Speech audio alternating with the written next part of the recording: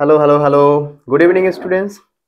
তো আজকে আমরা আমাদের ইউটিউব চ্যানেল স্টাডি অ্যান্ড জয়, সেখানে যে ব্যাচ চলছে মাধ্যমিক এক্সপ্রেস 2026, তার পঞ্চম দিনে আমাদের চলছিল কি জনন। তো জননের প্রথম লেকচার কমপ্লিট হয়ে গেছে, আজকে দ্বিতীয় লেকচার 2, সেখানে আমরা আজকে জনন কমপ্লিট করে দেব। আর মানে আমরা পড়বো, আগের দিন পড়েছিলাম অযৌন জনন। জনন কি, জনন কয় প্রকার, যৌন জনন অযৌন জনন। সেখানে যৌন জনন বলেছিলাম আমাদের চ্যাপ্টারে যৌন জনন নেই, অযৌন জনন নিয়ে আমরা পড়েছি। আর আজকে যেটা পড়বো সেটা হচ্ছে অঙ্গজ বংশবিস্তার। মানে এটা অ্যাকচুয়ালি উদ্ভিদদেরই হয় অঙ্গজ বংশবিস্তার, তো প্রাণীদেরও হয় কিন্তু প্রধানত উদ্ভিদদের দেহে। প্রাণী বলতে প্রাণী বলতে আমরা নিডারিয়া পর্বের হাইড্রা প্রাণী, সেখানে আমরা পড়েছিলাম যে কোরক তৈরির মাধ্যমে নতুন অপত্য জীব তৈরি হচ্ছিল। তো এখানে আমরা অঙ্গজ বংশবিস্তার বলতে প্রধানত কি উদ্ভিদদেরই করব।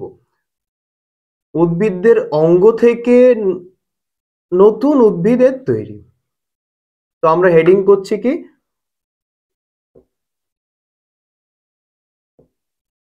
অঙ্গজ বংশবিস্তার।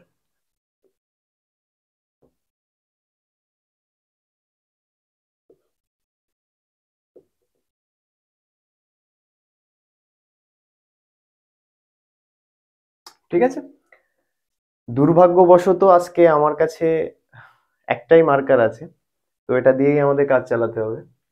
চলো চলো শুরু করছি। অঙ্গজ বংশবিস্তার, তো কি এই অঙ্গজ বংশবিস্তার?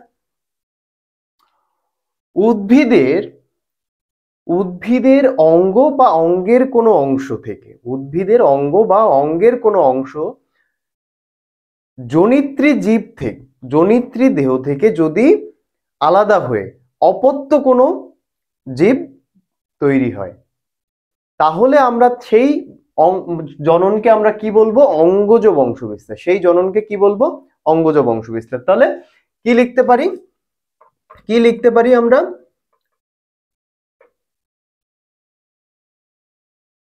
যে জনন প্রক্রিয়ায়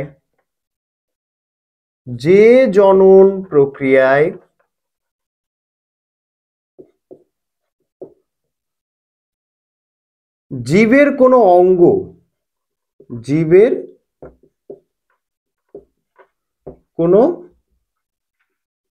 অঙ্গ বা অঙ্গাংশ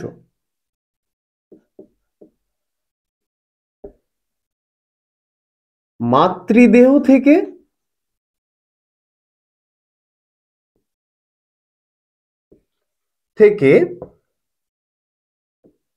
পৃথক হয়ে নতুন অপত্য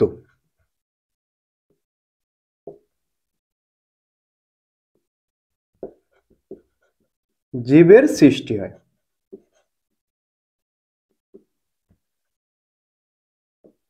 তাকে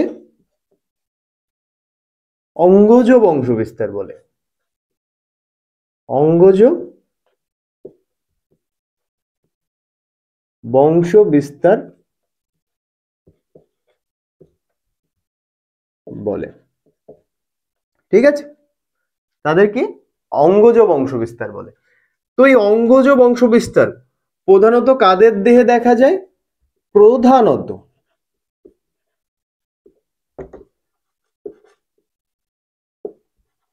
উদ্ভিদদের দেহে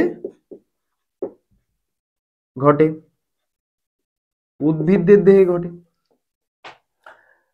ঠিক আছে, আর প্রাণীদের মনে করো ওই যে নিডারিয়া পর্বের হাইড্রা, ও তো প্রাণী, ওরও কোরক গঠনের মাধ্যমে কি আলাদা হয়ে যাচ্ছিল। আচ্ছা, তাহলে আমরা সংজ্ঞা পড়লাম অঙ্গজ বংশবিস্তার কাকে বলে। হুম, এবার অঙ্গজ বংশবিস্তারের প্রকার আছে। তো অঙ্গজ বংশবিস্তার এরা কি দুই প্রকারের বা দুই ধরনের।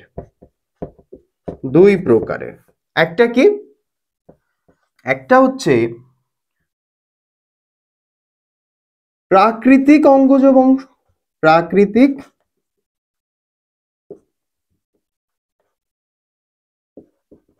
অঙ্গজ বংশ বিস্তার।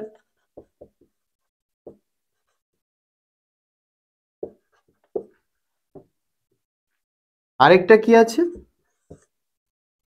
কৃত্রিম, মানে আমরা করিয়ে থাকি আর কি। কৃত্রিম, কৃত্রিম অঙ্গজ বংশ বিস্তার।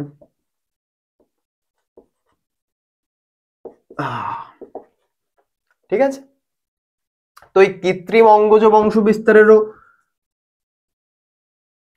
কয়েকটা পদ্ধতি আছে। ওই সরি, প্রাকৃতিক অঙ্গজ বংশ বিস্তারেরও কয়েকটা পদ্ধতি আছে, কৃত্রিম অঙ্গজ বংশ বিস্তারেরও কয়েকটা পদ্ধতি আছে, সেগুলো আমরা এবার দেখব। ঠিক আছে, তাহলে আমরা অঙ্গজ বংশ বিস্তার কাকে বলে পড়লাম। অঙ্গজ বংশ বিস্তার কয় প্রকারের? দুই প্রকারের, প্রাকৃতিক অঙ্গজ বংশ বিস্তার আর কৃত্রিম অঙ্গজ বংশ বিস্তার। এই অঙ্গজ বংশ বিস্তারকে ইংলিশে কি বলে? যে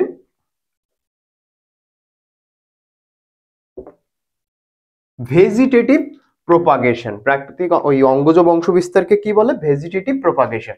তো এটা হচ্ছে ন্যাচারাল ভেজিটেটিভ প্রোপাগেশন, আর এটা হচ্ছে সিনথেটিক বলতে পারো, কৃত্রিম। মুছে দিলাম।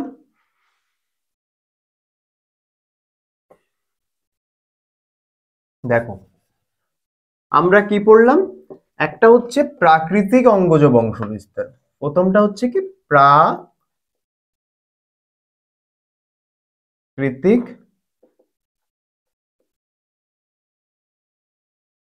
অঙ্গজ বংশ বিস্তার।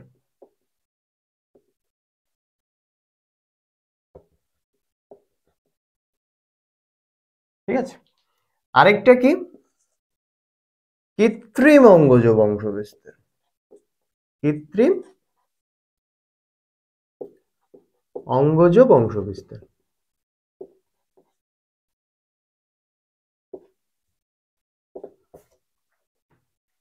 ঠিক আছে, তো প্রাকৃতিক অঙ্গজ বংশ বিস্তার কি? এদের একটা হয় মূলের মাধ্যমে, মূলের মাধ্যমে, শুধু মূল লিখলাম আমি, মূলের মাধ্যমে হয়, রুট যাকে আমরা বলি। আরেকটা হয় কি? কাণ্ডের মাধ্যমে, স্টেম যাকে আমরা বলি, স্টেম। আরেকটা কি হয়? পাতার মাধ্যমে, যাকে আমরা কি বলি? লিভ।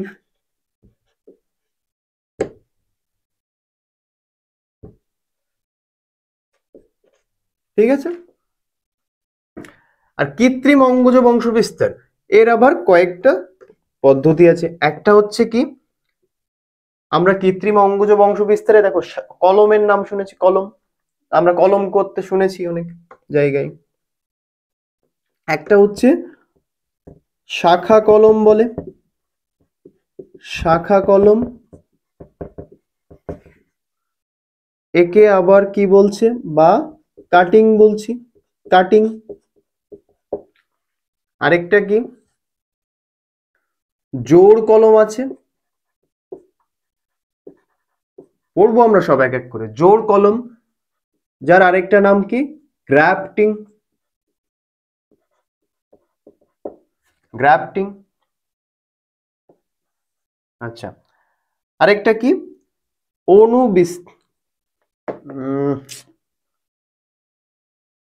মাইক্রো প্রোপাগেশন, বাংলা নামটা আমি ভুলে গেছি। Micro propagation.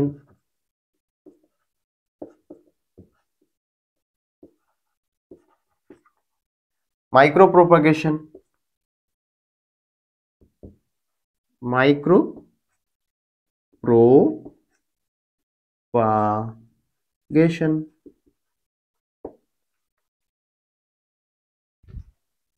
অনুবিস্তারণ, বা নাম কি? অনু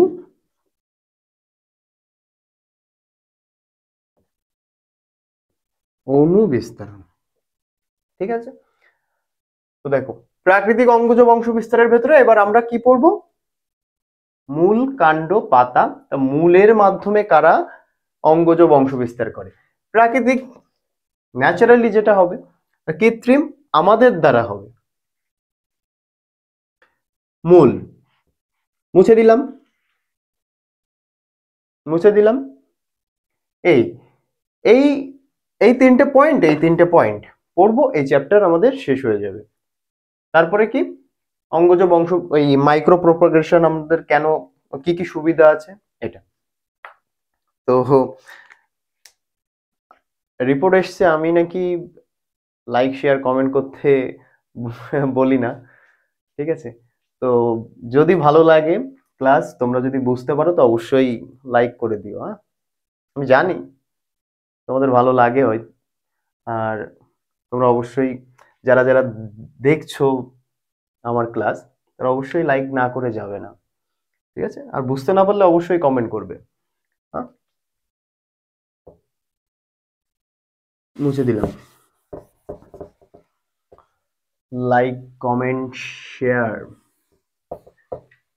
কৃত্রিম অঙ্গজ বংশবিস্তার, তাই তো, কৃত্রিম অঙ্গজ বংশবিস্তার। ফার্স্ট আমরা কি পড়ব, মূল। দেখো, লাল আলু বা রাঙা আলু, নাম শুনেছো, বা মিষ্টি আলু। সেই মিষ্টি আলু, ওটা অ্যাকচুয়ালি, মিষ্টি আলুটা কি অ্যাকচুয়ালি হচ্ছে রুট, কি মূল, রুট বা মূল। তো ওখান থেকেই ও নতুন নতুন মুকুল তৈরি করে, সেই মুকুল থেকে নতুন উদ্ভিদ তৈরি হয়। মনে করো এখানে এই যে দুটো মুকুল তৈরি হয়েছে, আমি যদি এই আলুটাকে এখান থেকে কেটে দিই, তো এটা নিয়ে যদি আমি আলাদা মাটিতে লাগাই আর এটা নিয়ে যদি মাটিতে লাগাই, তো দুটো আলাদা আলাদা গাছ হবে। তো মূলের মাধ্যমে এরা মুকুল, মূল থেকে এদের আসলে রসালো মূল হয়। রসালো মূল কি হয়,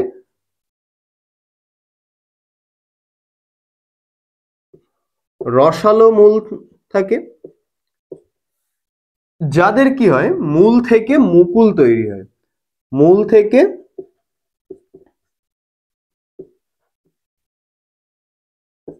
নতুন মুকুল বের হয়।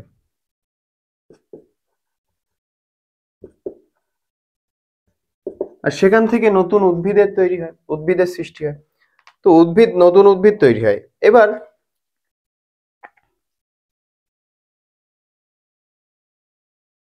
উদাহরণ কি বলবে, উদাহরণ কি বলবে, যে মূলের মাধ্যমে অঙ্গজ বংশবিস্তার হয় এমন একটা উদাহরণ দাও, এমন একটা কি উদ্ভিদের উদাহরণ দাও।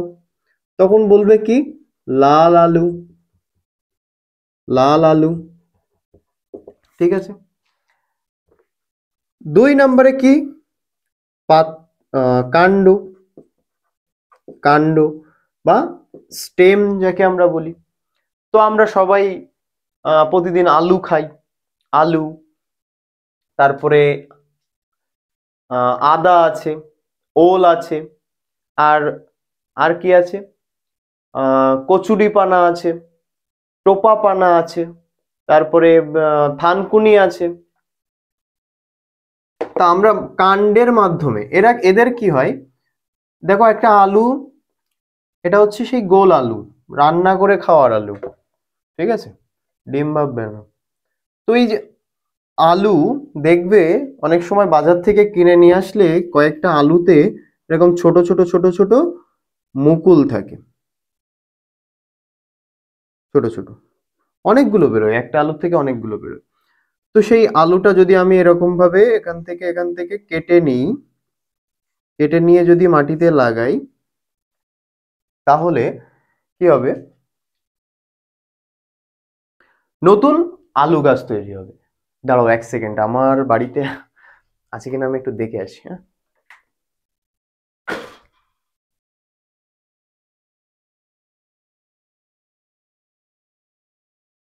সরি সরি, দেখো পেয়েছি, অনেক খুঁজে খুঁজে একটা পেয়েছি। এইটা হচ্ছে একটা গোল আলু, রান্না করে খাওয়ার আলু। তো এটা মাটির নিচে হয়। আমরা অনেকে মনে করি যে আলু গাছের নিচে শিকড়ে হয়তো আলু হয়, কিন্তু অ্যাকচুয়ালি তা তো না। এই আলু কিন্তু মূল না, এই আলুটা আসলে ফুলে যাওয়া একটা কাণ্ড, ফুলে যাওয়া একটা কাণ্ড। ভালো করে দেখো, ভালো করে দেখো যে এই আলুর এখান থেকে একটা মুকুল বের হয়েছে, এখান থেকে একটা মুকুল, এখান থেকে একটা মুকুল, দেখতে পাচ্ছ? হুম, এই যে মুকুল, এই যে মুকুল, এই যে মুকুল। তো এই যে মুকুল, এখান থেকে যদি আমি কেটে নিই, প্রত্যেকটা মুকুলের পাশ দিয়ে যদি আমি আলু সহ কেটে নিই, তাহলে প্রত্যেকটার থেকে আলাদা আলাদা আলু গাছ হবে। তো এটা কাণ্ড থেকে নতুন গাছ তৈরি হচ্ছে, ঠিক আছে? এরকম ভাবে আদাতেও হয়, শুধু আলু না, আদাতেও হয়, ওলেও হয়। তাহলে আমরা লিখতে পারি উদাহরণ কি কি আছে। সংজ্ঞা কিন্তু আমি সেইভাবে লিখে দিচ্ছি না, কারণ এই যে বলছি, দেখো বোঝাটাই আসল। মূল, যারা যে সমস্ত উদ্ভিদরা মূলের মাধ্যমে নতুন উদ্ভিদ তৈরি করে, তাদের কি মূলের মাধ্যমে তাদের অঙ্গজ বংশ বিস্তার হয়। যারা কাণ্ডের মাধ্যমে করে, তাদের কাণ্ডের মাধ্যমে অঙ্গজ বংশ বিস্তার হয়। তাহলে উদাহরণ কি? আলু, আদা, ওল, আর কি আমি লিখতে পারি থানকুনি, আর কি কচুরিপানা, আর কি টোপাপানা, টোপাপানা। এদের কি হয়,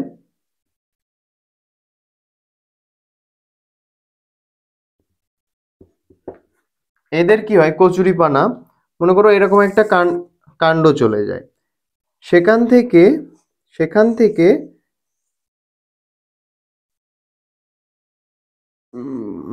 কি বিচ্ছিরি ড্রয়িং,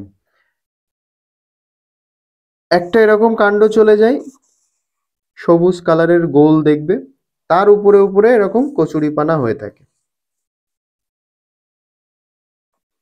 তাই তো?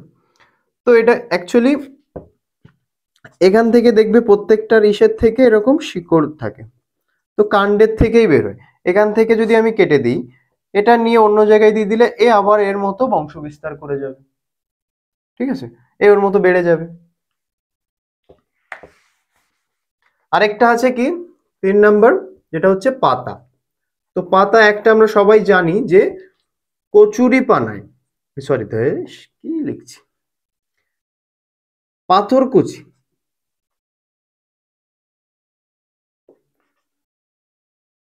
পাথরকুচি যে উদ্ভিদটা আছে, পাথরকুচি গাছের পাতার থেকে, পাথরকুচি গাছের পাতার থেকেই, মনে করো এটা একটা পাথরকুচির পাতা। তো সে পাথরকুচির পাতায় কেমন থাকে, এরকম এরকম এরকম এরকম খাস খাস খাস খাস থাকে দুই সাইডেই, ঠিক আছে? তো এই খাস, এই যে খাঁজ, এই খাঁজের থেকেই নতুন মুকুল তৈরি হয়। এখান থেকে যদি আমি নিয়ে নিই, তো কি হবে, নতুন পাথরকুচির গাছ হয়ে যাবে, ঠিক আছে? আরেকটা লিখতে পারো এখানে বিগোনিয়া, বিগোনিয়া। তো এই যে উদাহরণগুলো তোমাদের মনে রাখতে হবে, এখানে বোঝার খুব বেশি একটা কিছু নেই, উদাহরণ মনে রাখতে হবে, উদাহরণ গুলিয়ে যায়। একসাথে যদি এখান থেকে যদি বলে যে থানকুনি, থানকুনি হচ্ছে মূলের সাহায্যে তাদের অঙ্গজ বংশ বিস্তার ঘটায়, সত্য না মিথ্যা? নাম যদি মনে না থাকে তাহলে গুলিয়ে যাবে। তুমি বুঝতে পারছো যে মূলের মাধ্যমে হয়, কাণ্ডের মাধ্যমে হয়, পাতার মাধ্যমে অঙ্গজ বংশ বিস্তার হয়, কিন্তু উদাহরণ যদি আমার মনে না থাকে তাহলে আমার গুলিয়ে যাবে। আর উদাহরণই আসে এখান থেকে, উদাহরণই এক্সামে আসে, তাছাড়া কিছু আসে না। তাহলে মনে রেখো, মূল কি, লাল আলু, বইয়ে যা দেওয়া আছে আমি তাই তাই উদাহরণ দিয়েছি, আর বইয়ের বাইরে আসবে না কোনো উদাহরণ। আছে তো অনেক কিছুই, বইয়ে যা দেওয়া থাকবে তাই করতে হবে, তাই পড়তে হবে। ঠিক আছে। কাণ্ড, কাণ্ডের মাধ্যমে কাদের হয়? আলু, আদা, ওল, থানকুনি, কচুরিপানা, টোপাপানা। পাতার মাধ্যমে পাথরকুচি, বেগুনিয়া। ঠিক আছে। মুছে দিলাম। লাইক শেয়ার কমেন্ট করতে বলো না।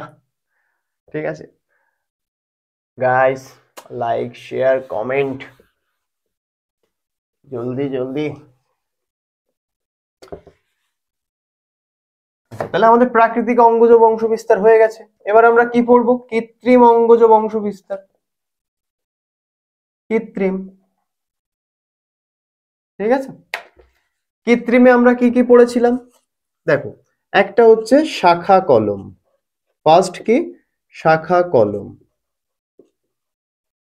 শাখা কলম বা কাটিং। শাখা কলম বা কাটিং। তো এই যে শাখা কলম আর কাটিং, এটা হচ্ছে কৃত্রিম অঙ্গজ বংশ বিস্তারের সব থেকে সহজ উপায়। সব থেকে সহজ উপায়। সব থেকে সহজ উপায় কি? মনে করো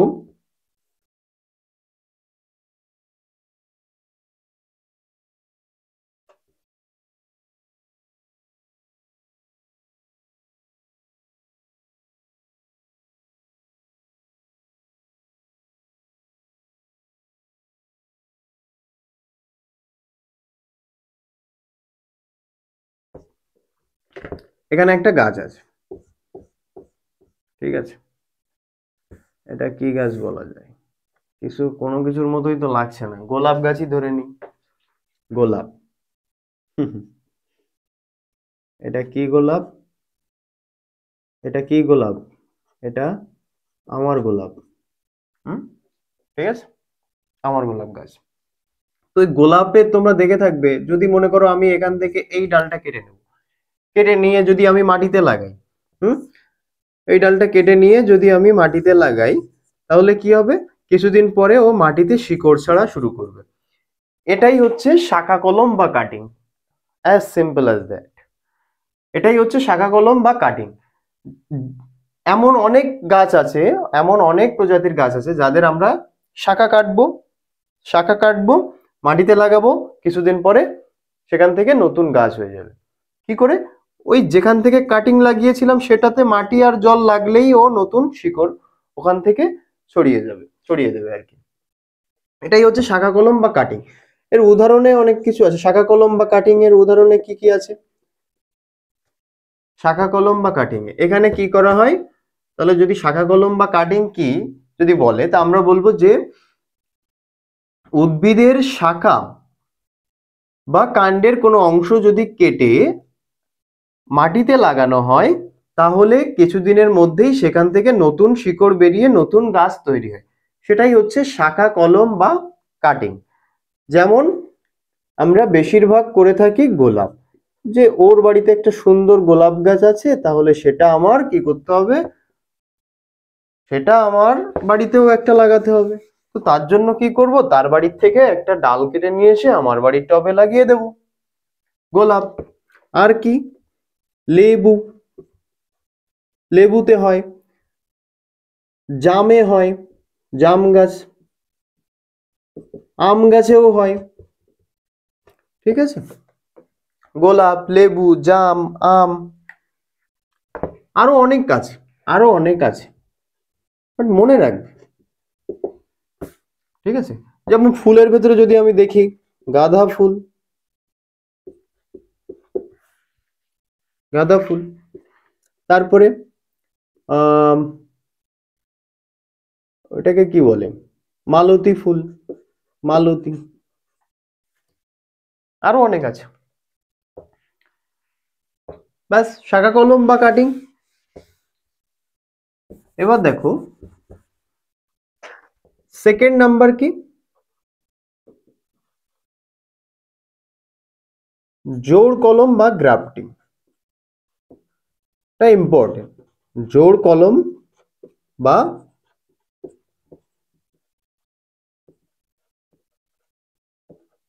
গ্রাফটিং, এটা ইম্পর্টেন্ট। এখান থেকে কোশ্চেন আছে, এখান থেকে কোশ্চেন আসে। জোড় কলম বা গ্রাফটিং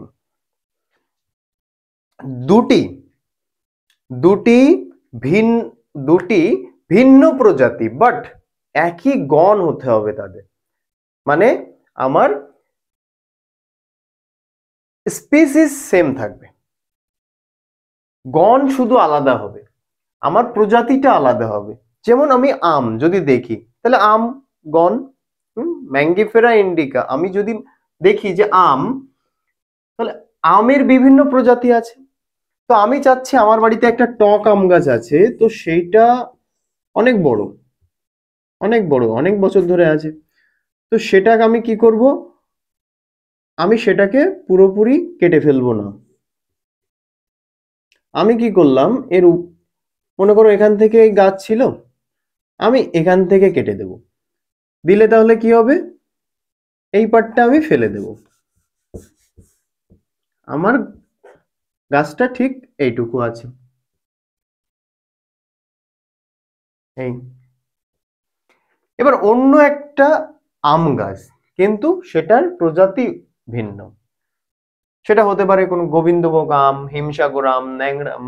তাহলে অন্য কোনো প্রজাতি যেটা ভালো খেতে, সেটা আমি সেই অন্য জায়গা থেকে একটা তার ডাল কেটে নিয়ে আসবো। কি করব, একটা ডাল নিয়ে আসবো বা শাখা নিয়ে আসবো, নিয়ে এসে এর এখানে আমি সেই ডালটা লাগিয়ে দেব। তাহলে দেখো, মূল সহ মূল সহ যে অংশটিতে অন্য গাছের ডাল বা শাখা লাগানো হয়, মূল সহ যে অংশটিতে বা যে গাছটিতে অন্য গাছের শাখা এনে লাগানো হয়, সেটাকে আমরা কি বলছি, সেই কাটা অংশটাকে আমরা কি বলছি, স্টক। কি বলছি, স্টক।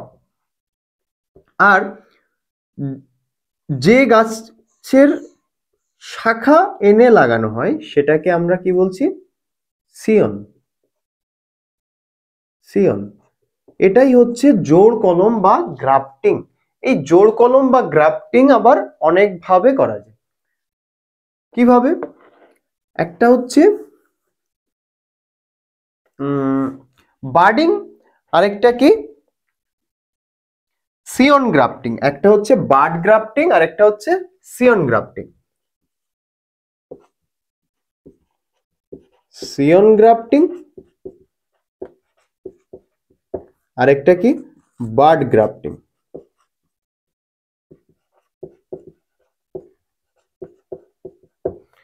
জোড় কলমের দুটো প্রকারভেদ, সিয়ন গ্রাফটিং, বার্ড গ্রাফটিং। এই বার্ড গ্রাফটিং এ কি হয়, এ উপরে লাগানো হয় না, উপরে না, এখানে আমি টি শেপের একটা ক্যাম্বিয়াম পর্যন্ত চেঁচে নেব। আমি যদি জোড় কলম বা গ্রাফটিং করতে যাই, আমার যে কোনো গাছের যেখানে আমি জোড়টা লাগাবো, সেখানটায় আমার কি করতে হবে, ক্যাম্বিয়াম পর্যন্ত চেঁচে নিতে হবে। ক্যাম্বিয়াম মানে কি, গাছের প্রথম যে ছালটা থাকে, যতক্ষণ না সাদা কালারের যে ছালটা আমার সামনে আসছে, ততটা, মানে একটা লেয়ার আমার কেটে ফেলে দিতে হবে, একটা পুরো লেয়ার আমাকে কেটে ফেলে দিতে হবে। তো সেই ক্যাম্বিয়ামে ওখানে টি আকৃতির এরকম খাঁজ তৈরি করা হয়, সেখানে অন্য একটা গাছের অন্য একটা প্রজাতির মুকুল এনে ওখানে জাস্ট আমি বসিয়ে দেব, দিয়ে কি ভালোভাবে বেঁধে দেবো চারিদিকে। কিছুদিন পরে সেখান থেকে নতুন নতুন গাছ তৈরি হবে। ঠিক আছে। এই যে সিয়ন গ্রাফটিং, সিয়ন গ্রাফটিং কিভাবে হয়, সিয়ন গ্রাফটিং এক তো স্টকের সোজাসুজি এনে তুমি বসিয়ে দাও, আবার একটা কি সাইড থেকে বসিয়ে দাও, সাইড গ্রাফটিং, সব সিয়ন গ্রাফটিং এর মধ্যে পড়ে। তারপরে আর কি আছে, দাঁড়াও,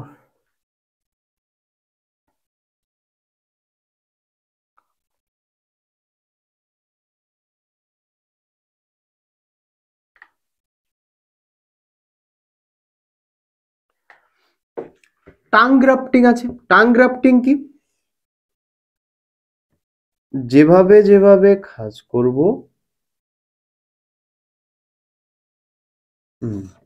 এই হচ্ছে টাং গ্রাফটিং।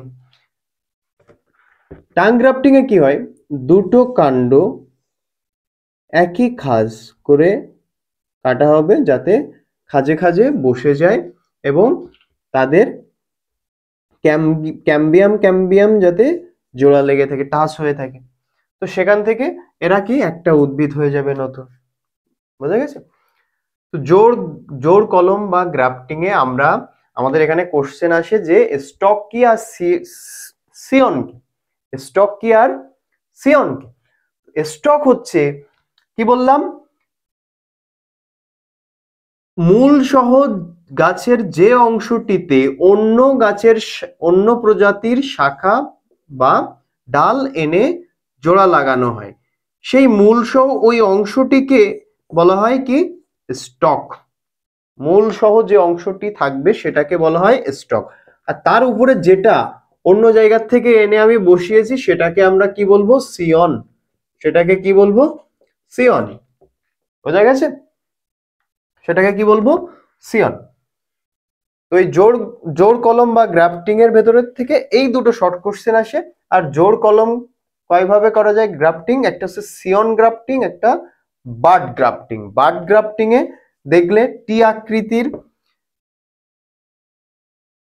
আকৃতির একটা গাছের কাণ্ডে, ঠিক আছে, গাছের কাণ্ডে টি আকৃতির একটা খাঁজ করা হয়, সেই খাঁজে ক্যাম্বিয়াম পর্যন্ত চেঁচে ফেলা হয় একদম টি শেপে। সেই টি শেপের মধ্যে একটা ছোট্ট অন্য প্রজাতির মুকুল এনে চারপাশে ওখানে বসিয়ে দিয়ে চারপাশে ভালোভাবে বেঁধে দেব। তখন আস্তে আস্তে সেটা ওখানে জোড়া লেগে যাবে, তারপরে নতুন মুকুল বের করে ওখান থেকে গাছ তৈরি হবে। ঠিক আছে, ব্যাস। এই ছিল জোড় কলম বা গ্রাফটিং। আরেকটা যেটা আছে সেটা হচ্ছে ভেরি ভেরি ইম্পর্টেন্ট, এখান থেকে প্রত্যেক বছরই কোশ্চেন আসে। কৃত্রিম অঙ্গজ বংশ বিস্তারের মধ্যে সব থেকে বেশি ইম্পর্টেন্ট হচ্ছে কি micro propagation. Micro propagation, micro propagation বা অনুবিস্তারণ, মাইক্রো প্রোপাগেশন। তো দেখো, মাইক্রো প্রোপাগেশন হচ্ছে এমন একটা পদ্ধতি যেখানে একটা টেস্ট টিউব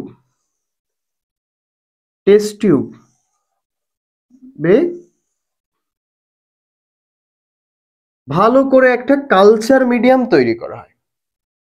কালচার মিডিয়াম তৈরি করা হয় মানে সেখানে কি থাকে কালচার মিডিয়ামটা কিভাবে তৈরি করা হয়, মনে করো এই টেস্ট টিউবে এমন একটা মিশ্রণ তৈরি করা হচ্ছে টেস্ট টিউবের মধ্যে যার ভেতরে কি আগার থাকছে। এই আগারের সাথে আমার দুটো উদ্ভিদ হরমোন, একটা হচ্ছে অক্সিন আর একটা কি সাইটোকাইনিন।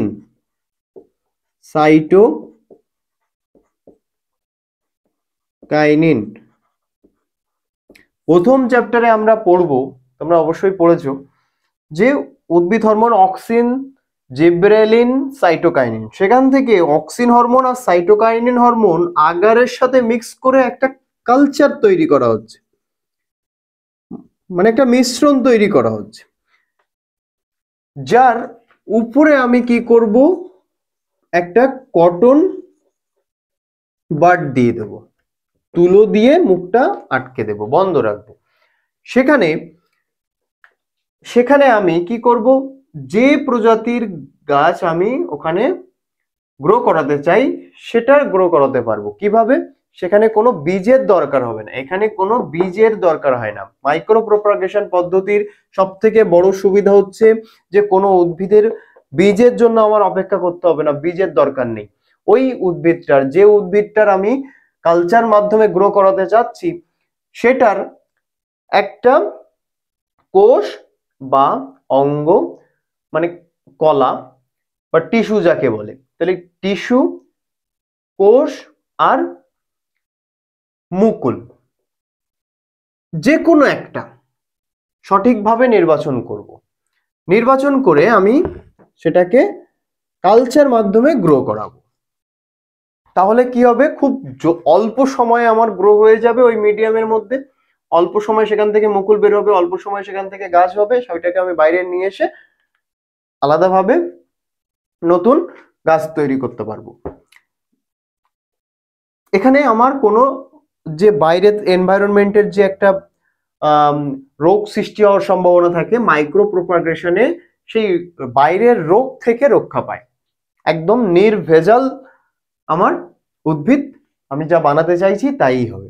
তাহলে কি মাইক্রো প্রপাগেশন পদ্ধতিটা কি? প্রথমে দেখো একটা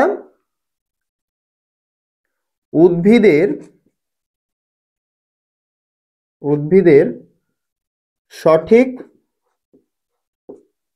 অঙ্গ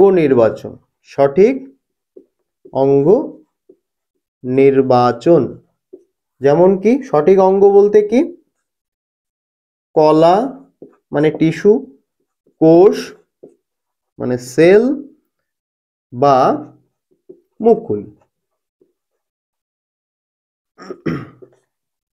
সেটা আমার প্রথমে নিতে হবে। মাইক্রো প্রপাগেশনের প্রথম এটাই হচ্ছে যে উদ্ভিদের সঠিক একটা অঙ্গ নির্বাচন করতে হবে। সেই অঙ্গ হতে পারে কলা বা হতে পারে কোষ বা মুকুল। এটাকে বলে কি এক্সপ্লান্ট।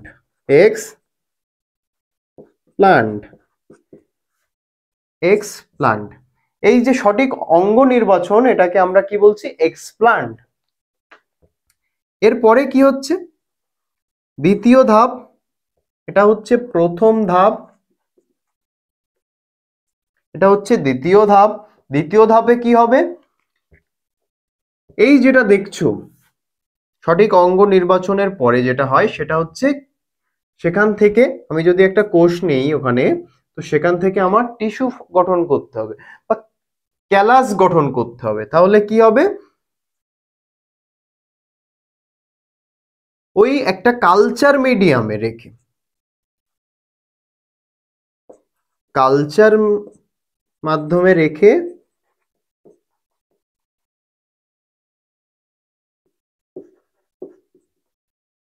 ক্যালাস বা টিস্যু গঠন, ঠিক আছে। কালচার মাধ্যমটা কি, এই আগার অক্সিন সাইটোকাইনিন। আমরা যেমন বাইরে মাটি ইউজ করি, তো আমার মাইক্রো প্রপাগেশন করাতে গেলে ওরকম কালচার মিডিয়ামের মধ্যে আমার আগারের সাথে auxin hormone, cytokinin hormone mix করে কালচার মিডিয়াম তৈরি করতে হবে। তো তার ভেতরে ক্যালাস বা টিস্যু গঠন করব। এই ক্যালাসের বৃদ্ধি ঘটিয়ে কি হবে, ক্যালাসের বৃদ্ধি ঘটিয়ে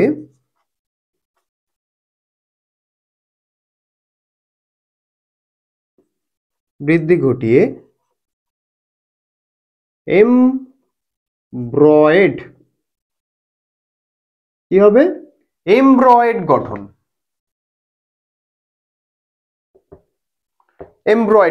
এমব্রয়েড মানে কি, এমব্রয়েড মানে হচ্ছে মুকুল। এমব্রয়েড গঠন করছে, সেই এমব্রয়েড থেকে কি হবে, এখানে লিখছি 4 নম্বর ধাপ। চতুর্থ ধাপে কি হবে, এই এমব্রয়েড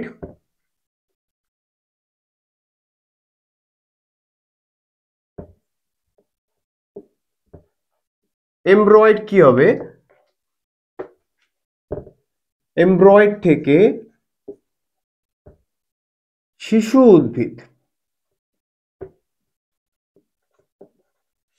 উদ্ভিদ বা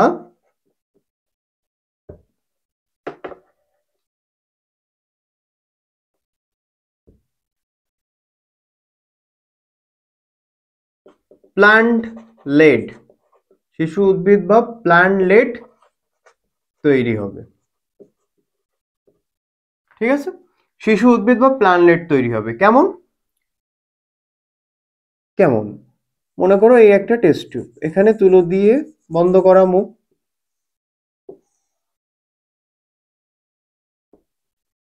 এটা আমার কালচার মিডিয়াম। এখান থেকে এরকম যে কোষ থেকে বা কলা থেকে আমরা উদ্ভিদ সৃষ্টি করতে চাইছি, এখান থেকে এরকম অসংখ্য শিশু প্লান্ট তৈরি হবে। এদেরকে কি বলবো আমরা? প্লান্টলেট, শিশু উদ্ভিদ প্লান্টলেট। 5 নাম্বার। এবার এই প্লান্টলেট গুলোকে তুলে টবে নিয়ে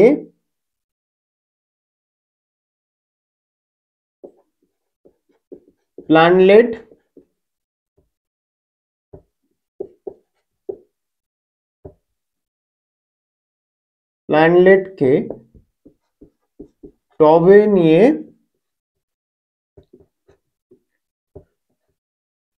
আমাকে গ্রিন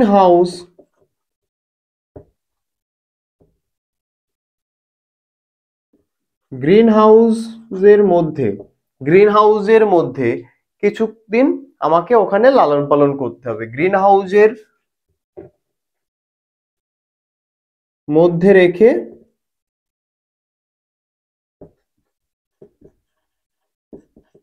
কিছুদিন পালন করতে হবে।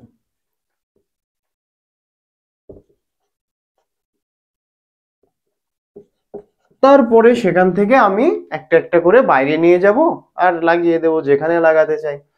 এই পদ্ধতির সুবিধা কি? এই যে মাইক্রো প্রপাগেশন, এর সুবিধা কি? আমরা কলম করছি না, আমরা বীজ ছড়াচ্ছি না, আমরা মাইক্রো প্রপাগেশন করছি। এটার সুবিধা কি? অনেক সুবিধা আছে। এক তো আমার দুর্লভ প্রজাতি আছে অনেক, সেগুলোকে খুব সহজে আমরা তাদের সংখ্যা বৃদ্ধি করাতে পারছি এই মাইক্রো প্রপাগেশনের মাধ্যমে। কারণ এখানে সময় অনেক কম লাগে। আর কোনো এমন প্ল্যান্ট যার বীজ দেওয়ার জন্য আমাকে অপেক্ষা করা লাগছে না। আমরা কি নর্মাল কলা কোষ বা মুকুল থেকে আমরা নতুন উদ্ভিদ তৈরি করতে পারছি। তারপরে কি অনেক মূল্যবান কাঠ আছে, যেমন লাল চন্দন, মেহগনি, এদের সংখ্যা বৃদ্ধি করতে পারছি। আবার কি করতে পারছি? মনে করো যে বিশুদ্ধ রোগ মুক্ত উদ্ভিদ আমরা তৈরি করতে পারছি, সময় কম লাগছে। তাহলে এই পয়েন্টগুলোই তো আমরা লিখে দিতে পারি।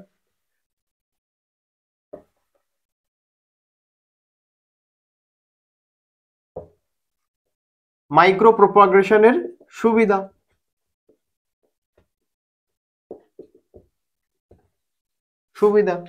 দেখো,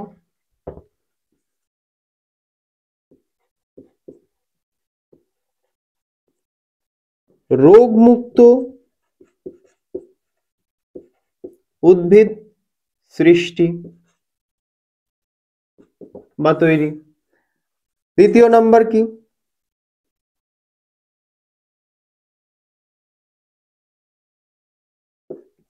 দুর্লভ উদ্ভিদের সংখ্যা বাড়ানো।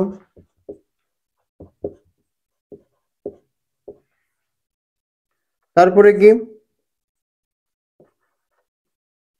কম সময়ে নতুন উদ্ভিদের বৃদ্ধি ঘটানো।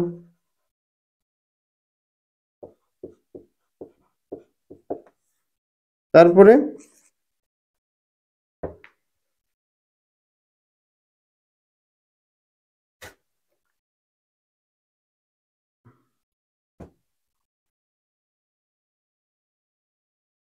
কি বলো?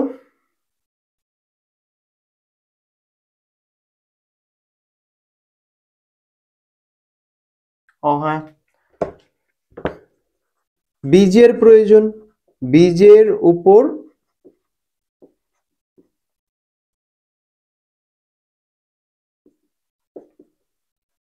নির্ভরশীলতা কাটানো। বীজের উপরে আমাদের নির্ভরশীল হতে হচ্ছে না। কম সময়ে আমরা উদ্ভিদ তৈরি করতে পারছি, দুর্লভ যে উদ্ভিদগুলো আছে তাদের সংখ্যা বাড়াতে পারছি, রোগমুক্ত উদ্ভিদ সৃষ্টি করতে পারছি, যেহেতু একটা ক্লোজড এনভায়রনমেন্টের মধ্যে তৈরি হচ্ছে, তো বাইরের এনভায়রনমেন্টের সাথে এর কোনো কন্ট্যাক্ট থাকছে না। তাহলে কি হচ্ছে, বাইরের যে ভাইরাস ব্যাকটেরিয়া আছে সেগুলো আমাদের অ্যাটাক করতে পারছে না এই উদ্ভিদকে। সো রোগ মুক্ত উদ্ভিদ তৈরি হচ্ছে। ব্যাস, এই ছিল মাইক্রো। একবার মুছে দিলাম। লাইক শেয়ার কমেন্ট করতে বলো না কিন্তু, হ্যাঁ। তো এই ছিল কৃত্রিম অঙ্গজ বংশ বিস্তার। আর এখানে এই চ্যাপ্টার শেষ হচ্ছে। এরপরে তোমাদের একটা ছোট্ট টপিক আছে, যৌনক্রম। তো সেটা আমরা কি করব, একটা ছোট্ট লেকচারে আমরা খুব ভালোভাবে ওটাকে বুঝবো। এই কৃত্রিম অঙ্গজ বংশ বিস্তারের মধ্যে ওই যৌনক্রম ঢোকাতে চাচ্ছি না। এটা একটু ফাস্ট ফরওয়ার্ড ক্লাস হয়েছে। এখান থেকে দেখো, এখান থেকে বোঝার খুব একটা বেশি কিছু নেই, মুখস্থ করতে হবে, উদাহরণ যা আছে মুখস্থ করতে হবে। কৃত্রিম ওই যে মাইক্রো প্রোপাগেশনটা হচ্ছে বোঝাচ্ছিল, যেটা আমি বুঝিয়েছি।